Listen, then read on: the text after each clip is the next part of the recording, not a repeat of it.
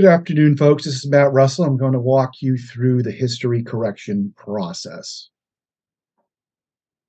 So where we're talking about in the process is very early, right? Your order history is coming in here.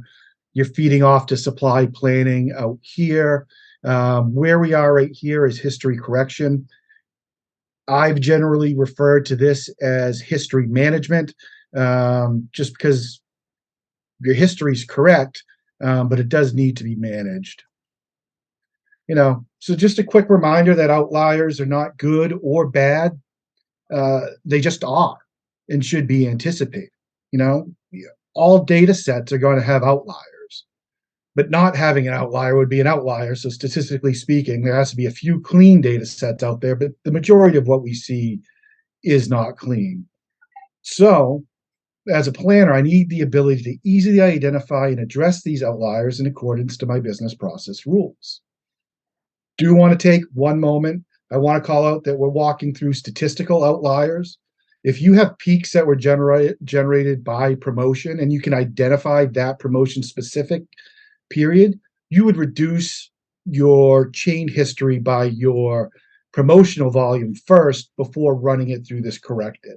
But that's kind of, from what I've seen, a holy grail. We haven't run into a lot of customers that can actually identify within a sales period X number of units was because of the sale and Y number of units is our base salary or base run.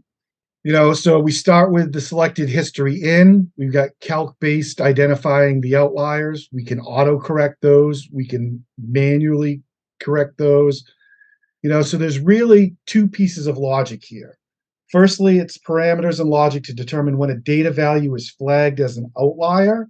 And secondly, parameters to determine how we address the outlier. And, history correction can generate many outliers in your history.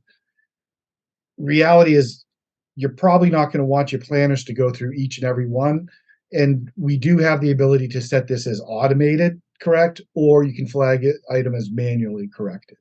But honestly, if you have, I don't know, what's the reasonable SKU count? 25,000 SKUs, and you have to look at those across, let's just call it 500 customers. You're looking at a lot of base value there that you're probably going to want to weed out and address the important ones, but also allow the system to do the work as well. So what does Anaplan have? What are we going to do? We're going to manage the parameters. We're going to correct from. That defines the data set from the baseline where the outlier will be determined. The outlier magnitude. And so this is the upper and lower limits. The magnitude is the number of standard deviations if you're correcting from the mean of the product.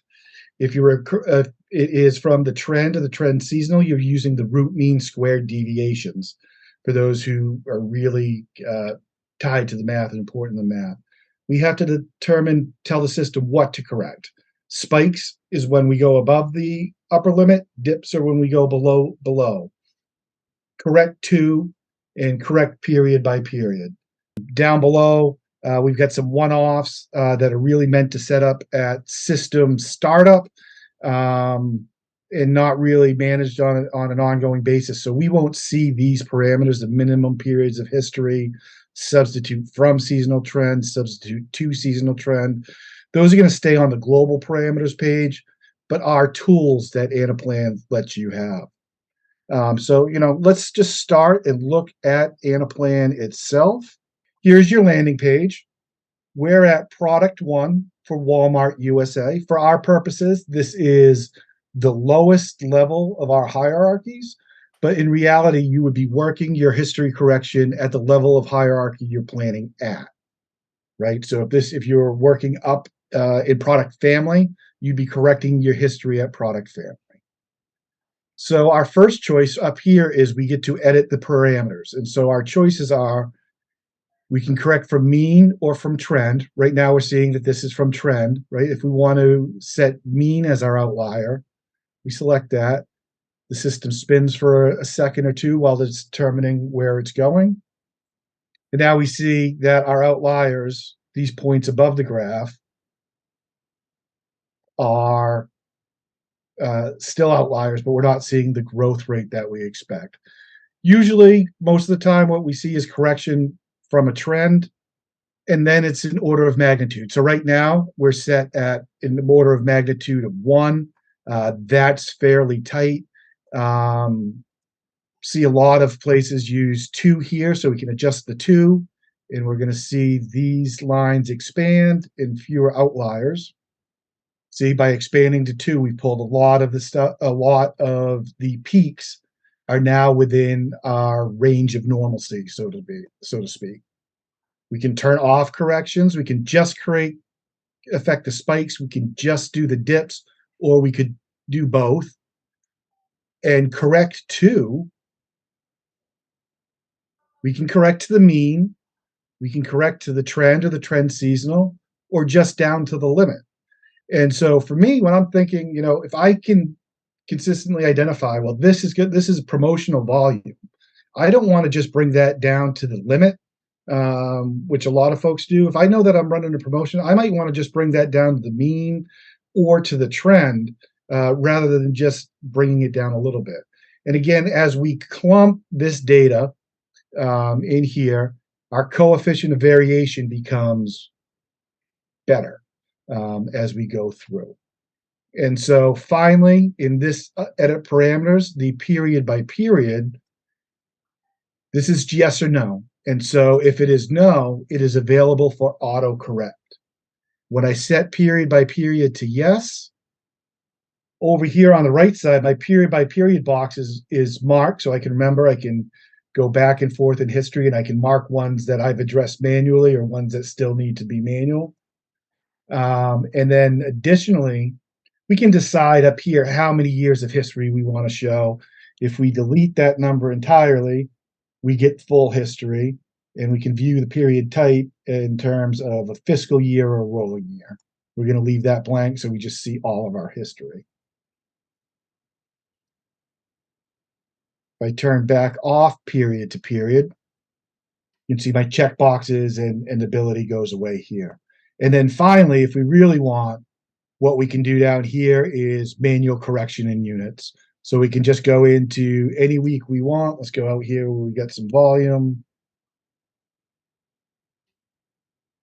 And if we really want to, we can just hit 1,000, 15,000, 15,000.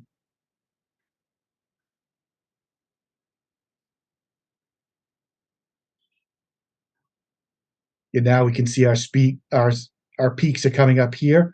They're violating the limit because we're writing those in. And that is pretty much your history correction landing page. There are 4 pages in here overall that talk to history correction. We got this landing page and dashboard where your planners are going to spend most of the time.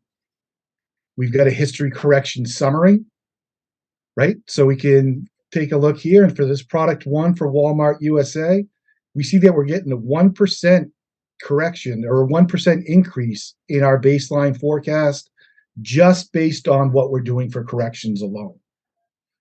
We can see the coefficient of variation and what happens on the mean, on the trend, and the residual. And you can see an year by year impact in terms of a chain history, which is your actual history, system corrected history, then the final corrected history. That's where you're going to pull in the stuff that the planners have done. Anaplan also provides you with a full history audit. So you can go through any numbers and see where the manual corrections were, what was a chain history, what was a system suggesting at that time. And then finally, we do have an outlier alert page. So I can come in here and look at product. I can look at Walmart USA, and here are my alerts, the breaches above, breaches below, and I can take a look at my product summary there. Here we're also allowed to list the number of periods to analyze and the percentage of the outliers for period. Here I've got 2%, but if I said I only want to look at things that breach by 10% or greater, my alerts go way down. And now I'm only looking, 13, 11, 4. So you can use this beginning with a large and work your way down as you're planning Tolerances become finer as your systems become more eloquent. And so that's my introduction to history correction.